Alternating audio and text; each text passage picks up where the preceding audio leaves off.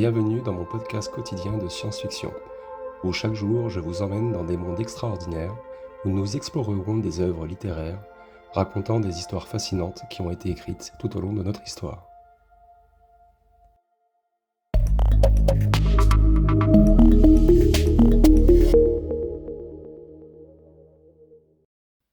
Bonjour à toutes et bonjour à tous, très chères auditrices et très chers auditeurs. J'espère que vous allez tous bien et que les épisodes précédents vous ont bien plu.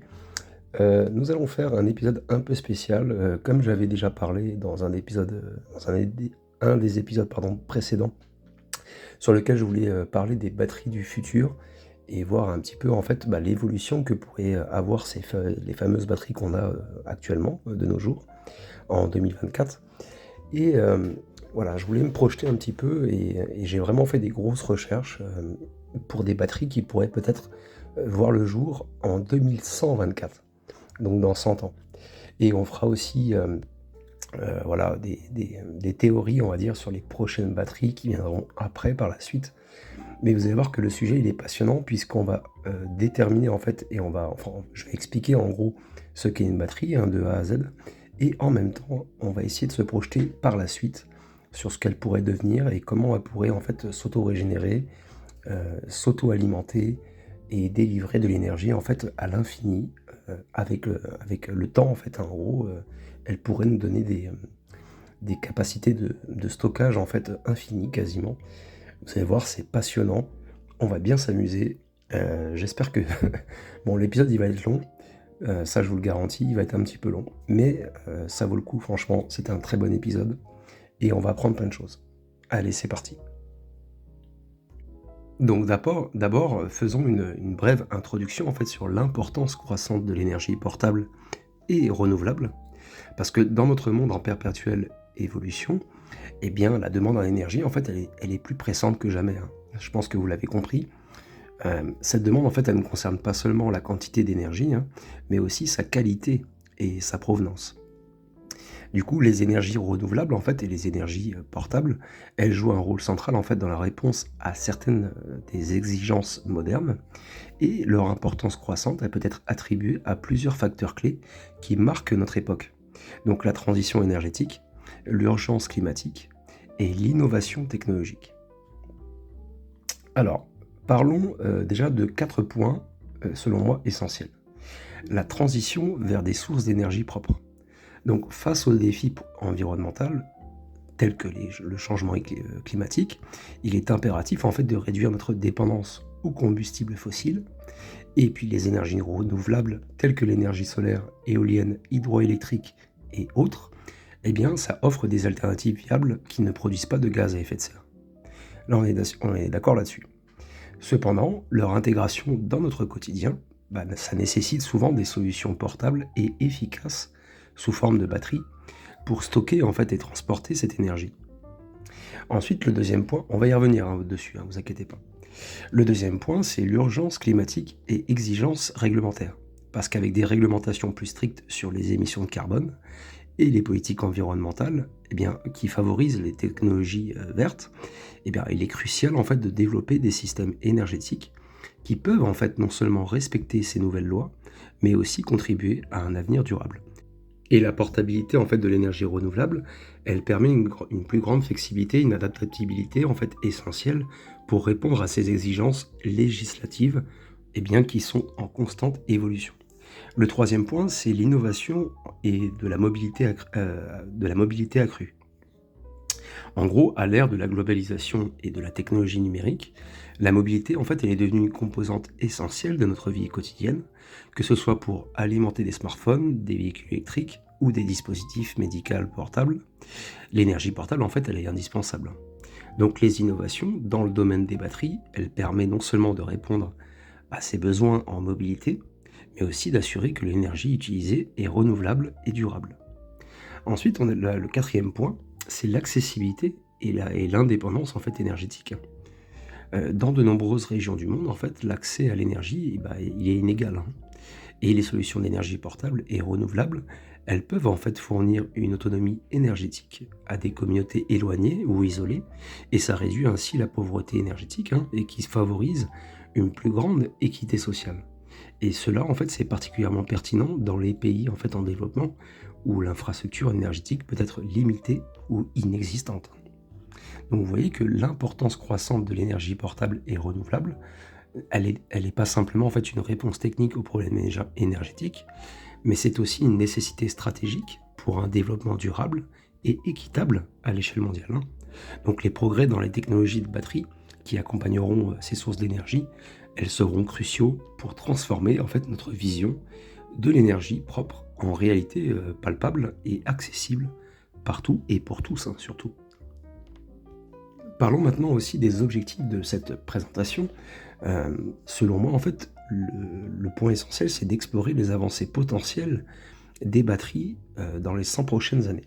C'est ce que je vous ai dit en début de vidéo, et c'est ce là-dessus qu'on va se concentrer. Vous allez voir, c'est passionnant.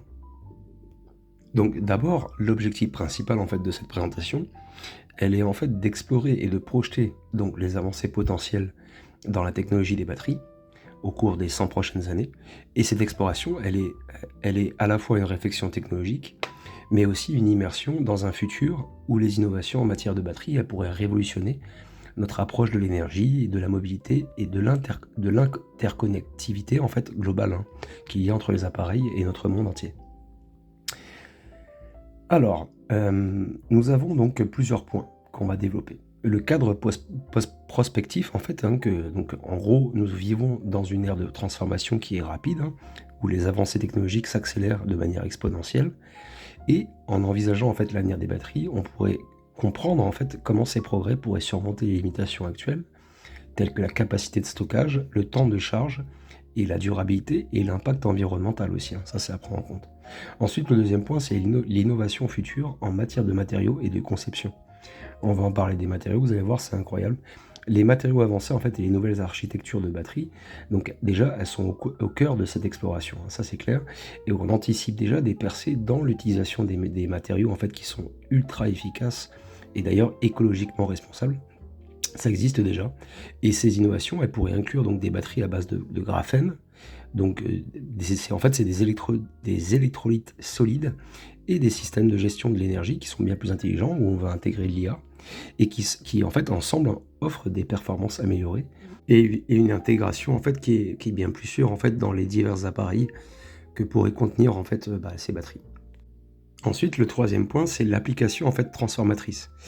En gros, on va explorer également comment ces avancées technologiques, elles pourraient transformer en fait divers secteurs, y compris l'automobile, et même les technologies portables, hein, l'aérospatiale et les réseaux électriques intelligents. Et par exemple, il y a des batteries plus efficaces et plus durables qui pourraient permettre des véhicules électriques avec des autonomies comparables ou supérieures à celles des véhicules à combustion. Donc du coup, ça réduirait ainsi considérablement la dépendance aux énergies fossiles. Je vous laisse imaginer des batteries qui peuvent durer 1300 km, 1400 bornes. Ça peut être magnifique. Ensuite, le quatrième point, c'est la durabilité et l'impact environnemental, hein. Ça aussi, c'est un point qui est très important selon moi. C'est un aspect crucial en fait, hein, de l'exploration qui sera de déterminer comment les futures technologies de batterie peuvent contribuer à un monde plus durable. Et cela inclut non seulement l'amélioration de l'efficacité énergétique et la réduction des déchets, mais aussi l'amélioration des méthodes de recyclage et la réduction de l'empreinte écologique qui sont associées d'ailleurs à la production et au démantèlement des batteries. Le cinquième point, ce sera le dernier, c'est une vision pour une société énergétiquement autonome. C'est un peu le monde parfait.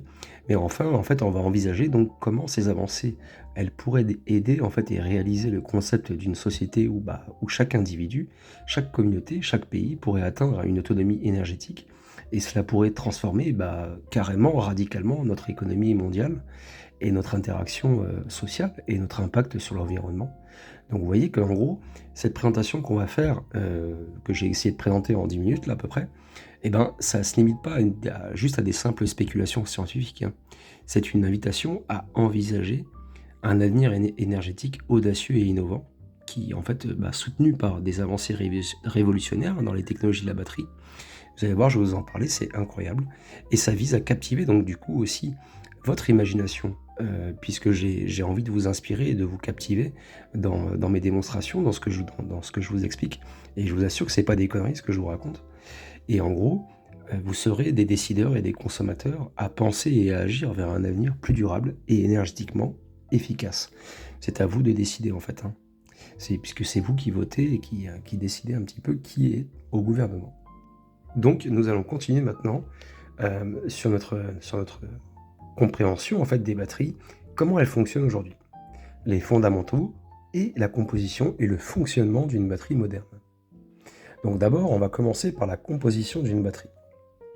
Donc une batterie moderne, en fait, elle est essentiellement composée de 3 composants qui sont clés. On a l'électrode positive, donc on appelle la cathode, et elle est généralement en fait fabriquée à partir de matériaux oxydants qui libèrent en fait des ions qui, lorsqu'ils sont déchargés en fait, en gros, lorsqu'ils sont déchargés, en fait, ils libèrent des ions. Et les matériaux en fait couramment utilisés, ça inclut du dioxyde de manganèse, du phosphate de fer lithié ou le nickel, cobalt, aluminium. Ensuite, on a l'électrode négative, qu'on appelle l'anode. Et elle est souvent en fait faite de matériaux en fait qui peuvent absorber les ions. Et le carbone en fait sous forme de graphite est le plus utilisé dans les batteries lithium-ion en raison de sa capacité à intercaler les ions lithium. On y reviendra plus précisément sur ce point-ci plus tard. Ensuite, on a l'électrolyte.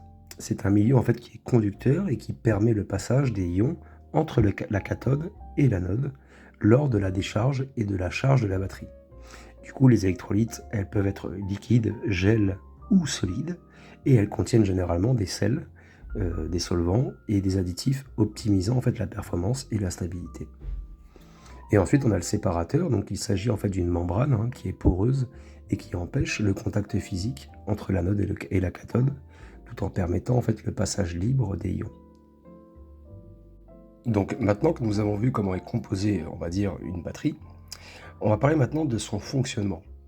Donc le principe de fonctionnement d'une batterie, elle repose sur la conversion d'énergie chimique en énergie électrique à travers des réactions redox, donc réduction-oxydation.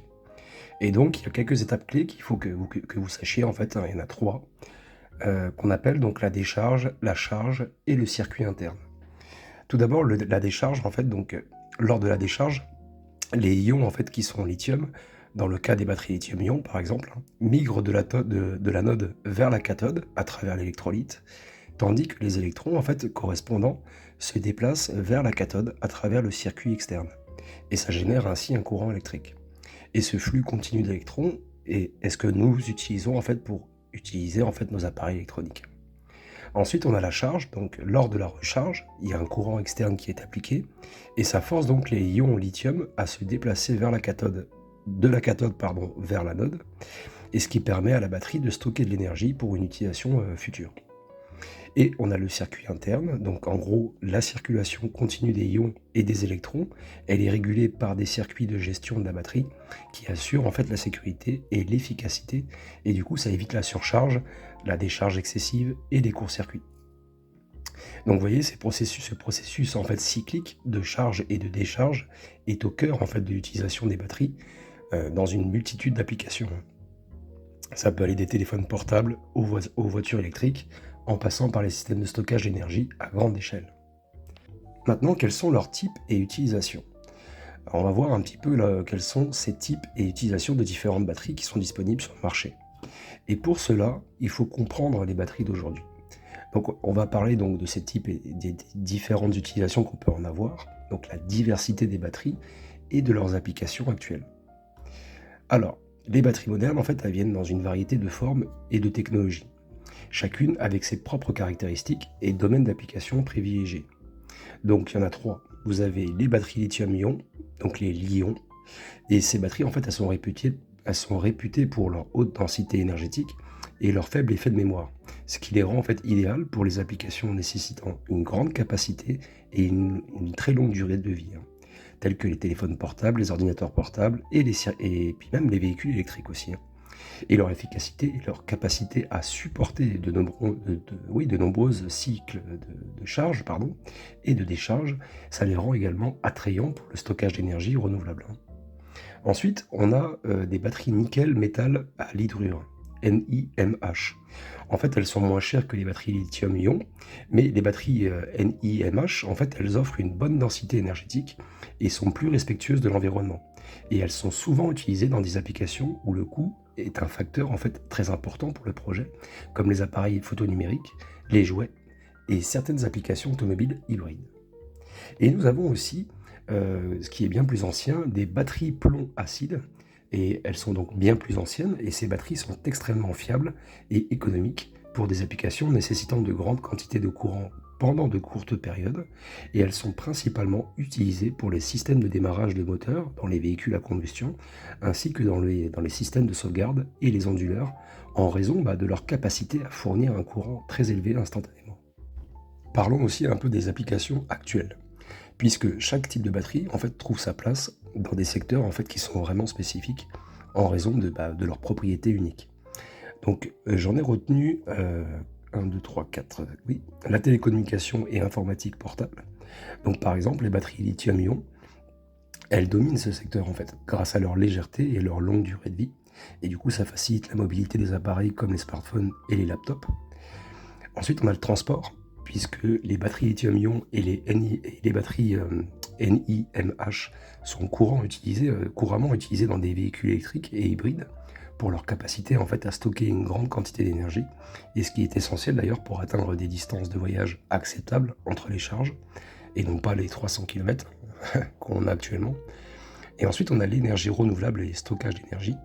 Les batteries lithium-ion en fait sont favorisées dans les systèmes de stockage d'énergie qui sont liés en fait aux installations solaires et éoliennes en raison de leur capacité à gérer des grandes charges et décharges et de décharges sur des périodes prolongées. Du coup, les batteries en fait plomb-acide, elles sont également utilisées pour des systèmes de stockage d'énergie à grande échelle en raison de leur coût qui est vraiment réduit, mais par contre ils sont très robustes. Et ensuite, on a les outils électriques et équipements d'urgence, puisque les batteries NiMH et les plombs acides sont privilégiés en fait pour les outils électriques en raison de leur robustesse et de leur capacité à fournir de fortes décharges de courant, et dans les systèmes d'urgence pour leur fiabilité et leur capacité à fournir un courant élevé rapidement. Donc vous voyez, la diversité des batteries et leurs applications, en fait, ça montre quand même l'étendue de leur intégration dans notre quotidien, et chaque type de batterie en fait apporte une solution spécifique à un besoin énergétique de différents dispositifs et de différents secteurs. Et donc vous voyez que ça souligne l'importance de la recherche continue pour améliorer ces technologies essentielles. Ensuite, au point numéro 2, on va parler des défis actuels et des limitations, parce que ça c'est important d'en parler. On va en parler, c'est sûr même, pardon, de la durabilité et de l'efficacité. Et donc on va voir un petit peu comment sont limitées les batteries actuelles. Donc par rapport à la durabilité des batteries, donc ça reste un défi majeur dans le domaine de la technologie des batteries. Et il y a plusieurs facteurs qui influent en fait sur la durée de vie d'une batterie. Et j'en ai retenu 3 pour vous. On a la dégradation chimique. Donc avec le temps et les cycles de recharge, les matériaux à l'intérieur de la batterie ils subissent des modifications chimiques qui réduisent en fait leur capacité à stocker et à délivrer de l'énergie. Donc par exemple dans les batteries lithium-ion, le lithium en fait il peut s'agglomérer sous forme de dendrites et ça perturbe en fait la circulation efficace des ions et augmente d'ailleurs le risque de court-circuit interne, peut-être même d'inflammation. Et ensuite on a les conditions d'utilisation.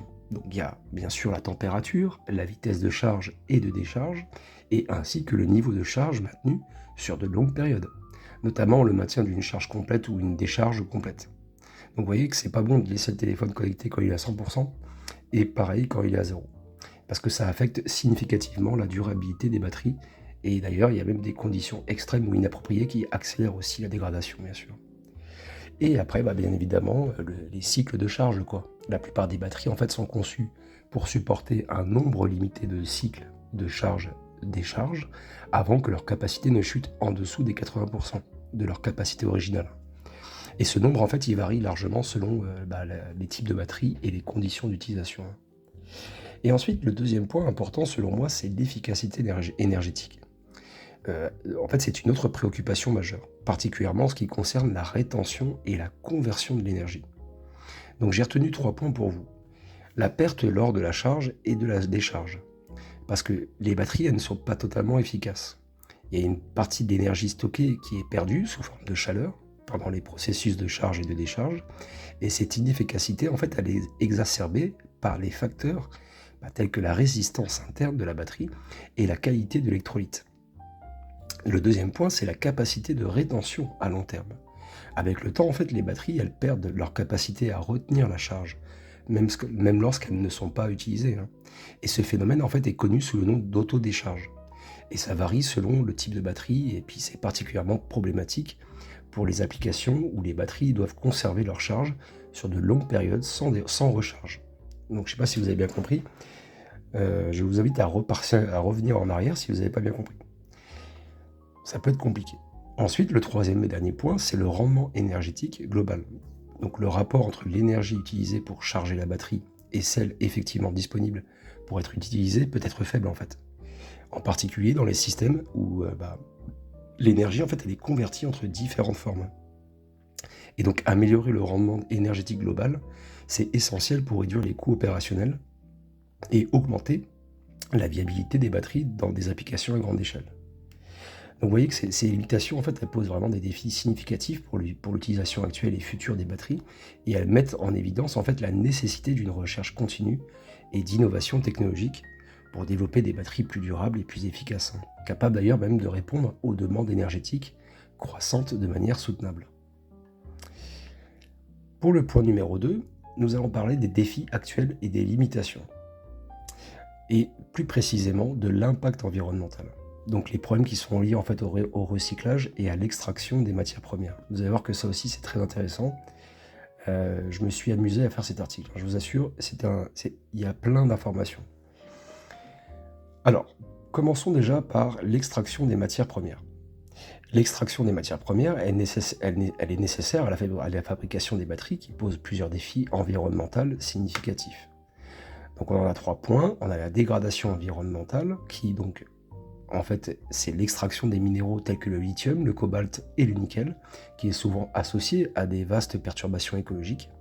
Et ça inclut la déforestation aussi, hein, et l'érosion des sols. Et puis ajoutons aussi la pollution des cours d'eau. Ces impacts, en fait, ils peuvent avoir des effets dévastateurs, hein, sur les écosystèmes locaux et la biodiversité. Ensuite, il y a bien évidemment, vous vous en doutez, la consommation d'eau. L'extraction minière, en fait, en particulier celle du lithium, dans des régions comme l'Amérique du Sud, c'est hyper gourmand en eau, ressource déjà qui est rare dans ces zones arides. Ensuite, le troisième point, c'est l'émission de gaz à effet de serre. Le processus d'extraction et de raffinage des minéraux, nécessaire donc à la production des batteries, ça génère également des quantités vraiment incroyables de CO2 et d'autres gaz à effet de serre. Et on peut parler maintenant même du recyclage des batteries. Alors ça aussi, c'est un truc de ouf. Le recyclage des batteries, donc usées, est crucial en fait pour réduire l'impact environnemental des déchets électroniques, mais par contre ça présente des défis qui sont majeurs. Et j'ai retenu 4 points pour vous. Les faibles taux de recyclage, donc actuellement il y a un pourcentage relativement faible, hein, de toutes les batteries qui est recyclé, et en partie à cause de la complexité technique du processus de recyclage, et des coûts associés bien sûr. Par exemple, le recyclage des batteries lithium-ion, c'est un processus complexe qui nécessite des méthodes sophistiquées pour séparer et purifier les composants réutilisables.